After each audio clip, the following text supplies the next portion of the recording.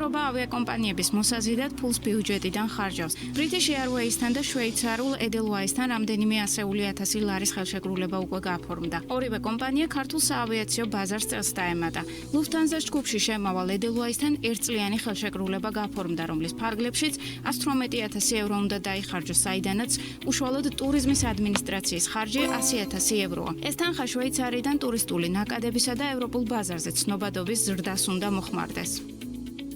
საქართველოს პოპულარიზებაში ტურიზმის ადმინისტრაცია 88,500 ფუნტს უხდის British Airways-საც, რომელიც თბილისის აეროპორტიდან კვირაში 4 სიხშირი დაფრინავს. ეკონომიკის მინისტრმა British Airways-ის შემოსვლა საქართველოსთვის დიდ მოვლენად შეაფასა.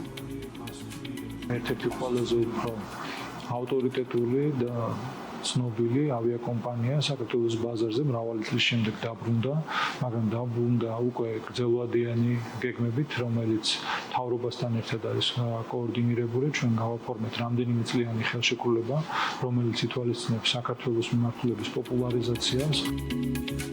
ავიამიმართულების სტიმულირების პრაქტიკა კარგად დამკვიდრებული მეთოდია. ამ მეთოდს იყენებდა ქართული მხარე ვიზიართანაც. მიმართულებების მარკეტინგისა და განვითარების ხარჯები ამ დასახელებით გვხვდება ის აეროპორტების გაერთიანების ანგარიშგებებშიც. ხარჯები მოიცავს ავიაკომპანიებისთვის გადახდილ თანხებს, რომლებიც გათვალისწინებულია სიხშირისა და მგზავრთნაკადის გასაზრდელად. მაგალითისთვის 2023 წელს საქართველოს აეროპორტების გაერთიანებამ მსგავს ინსენტივებზე თითქმის 13 მილიონი ლარი დახარჯა. 2022 წელს კი ეს ხარჯი 7 მილიონი იყო. BMG-ს აეროპორტების გაერთიანებაში უთხრეს, რომ ავიაკომპანიებთან ერთად მარკეტინგული კამპანიის მოწყობა საერთაშორისო პრაქტიკაა, რასაც საქართველოც მისდევს.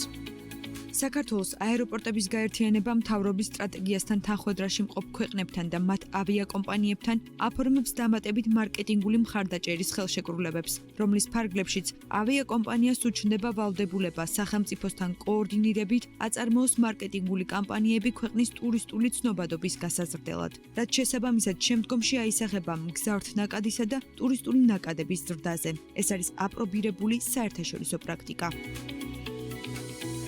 კავკასიის უნივერსიტეტის ტურიზმის სკოლის პროფესორ გიორგი ბრეგაძეს ვკითხეთ, რა კრიტერიუმებით უნდა შეირჩეს ის ავიაკომპანიები, რომლებიც ბიუჯეტიდან ათასობით ლარს მიიღებენ.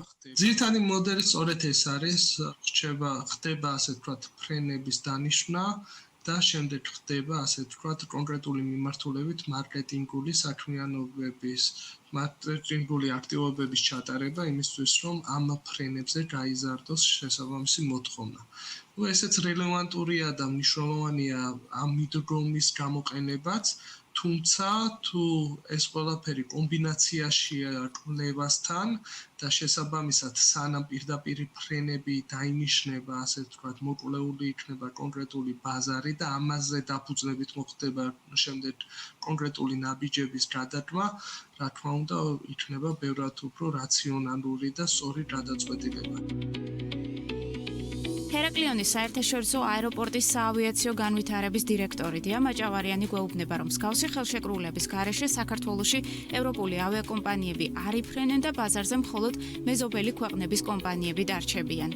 ნაკლებად პოპულარული მიმართულებაა საქართველო ევროპელი ტურისტებისთვის. შესაბამისად, რაც უფრო ნაკლებად პოპულარული მიმართულებაა, მით უფრო მეტი რესურსი იხარჯება ხოლმე იმისთვის, რომ მოვიზიდოთ ავიაკომპანია. ეს ინსენტივი არის საკმაოდ აპრობირებული მეთოდი ევროპის ყველა აეროპორტში. ძირითადად თანხები იხარჯება აეროპორტებისგან და ტურიზმის დეპარტამენტისგან. მიმართულებებზე, სადაც უკვე არსებობს დიდი ტურისტული ნაკადი და ხშირია რეისები, როგორც წესი ამ მიმართულებებზე ფული არ იხარჯება. მაჭავარიანი, რომელიც ადრე აეროპორტის გაერთიანებაში მუშაობდა, ასევე ამბობს, რომ შეფასებისას მთავარი კრიტერიუმი უნდა იყოს რეისების რაოდენობა და სახელმწიფოსგან დაფინანსება უნდა მიიღოს იმ კომპანიამ, რომელიც კონკრეტულ მიმართულებაზე უფრო მეტ რეისს ასრულებს. ასევე მნიშვნელოვანია თავად ამ კომპანიების პოპულარობაც. მაგალითად, თუ ფრენას აპირებს British Airways-ი და აირზენა, რა თქმა უნდა, უპირატესობას ვანიჭებთ British Airways, იმიტომ რომ ბრიტანელები იფრენენ თავიანთი ავიაკომპანიით. როგორც წესი, შედეგი 5 წელიწადში იდება ხოლმე. ანუ ის თანხა, რომელიც დაიხარჯა 5 წლის წინ, შედეგს ამოიღებს 5 წლის თავზე. პანდემიას თუ არ ჩავთვლით, საქართველოს საავიაციო ბაზარი მუდმივად მზარდია და შარშან რეკორდულ ნიშნულსაც მიაღწია, როცა ქართული აეროპორტებით 7.410.652 მგზავრმა ისარგებლა. 2025 წელი ზრდით დაიწყო და აეროპორტებში მგზავრთნაკადის 13%-იანი მატება გვაქვს. ქვეყანას საკმაოდ დივერსიფიცირებული ავიაბაზარი აქვს, სადაც უნგრული ბიუჯეტური ვიზიარი ბაზრის 18%-იანი წილით ლიდერობს. 4 თვის სტატისტიკა აჩვენებს, რომ კიდევ უფრო გაიუმჯობესა პოზიციები ქართულმა Georgian Airways-მა და წლების განმავლობაში ბაზრის ლიდერს Turkish Airlines-აც გადაუსწრო. რუსული ავიაემბარგოს მოხსნის შემდეგ Georgian Airways-ი ერთადერთი ქართული კომპანიაა, რომელიც რუსეთში აქტიურად აფრინავს. კომპანიამ შარშან 9 მილიონზე მეტი მგზავრი გადაიყვანა. სტატისტიკის მიხედვით, ქვეყნის მთავარი აეროპორტებიდან ყველაზე მეტი ფრენა სტამბოლის, ბაქოსა და მოსკოვის აეროპორტებში სრულდება. თბილისის აეროპორტმა იანვარ-აპრილში 13%-იანი ზრდა აჩვენა და 1.082.558 მგზავრს მოემსახურა. 2%-იანი ზრდა აქვს სიდიდით მეორე ქუთაისის აეროპორტს, რომლითაც 506.564 ადამიანმა ისარგებლა. ბათუმის საერთაშორისო აეროპორტით, რომელიც სეზონურ აეროპორტად ითვლება, გადაყვანილ იქნა 233.725 მგზავრი. აქ წლიურად ზრდა 44%-ია.